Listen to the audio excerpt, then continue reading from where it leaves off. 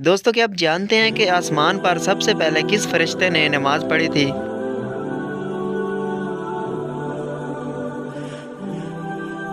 हज़रत जिब्राईल अलैहिस्सलाम। अगला सवाल है दोस्तों, वो कौन से नबी थे जो जन्नत में टहलने गए लेकिन वापस नहीं आए?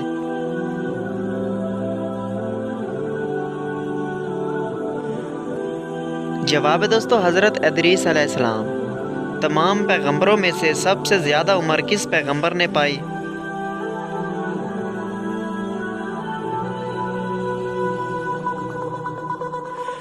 जवाब है दोस्तों हज़रत नूह अलैहिस्सलाम। दोस्तों वो कौन सा गुनाह है जिसे करने से उम्र कम होती है?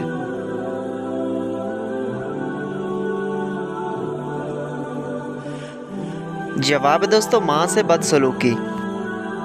दोस्तों क्या आप जानते हैं कि वो कौन सा गुनाह है जिसे करने से दुआ कबूल नहीं होती?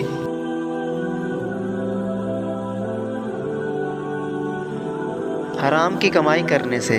तो दोस्तों कैसे लगी आज की वीडियो और कितने सवालों के जवाब आपने दिए कमेंट बॉक्स में ज़रूर बताइएगा और चैनल को सब्सक्राइब करके बेल आइकन भी प्रेस कर लीजिए। मिलते हैं अगली वीडियो में, तब तक के लिए अल्लाह हाफिज़।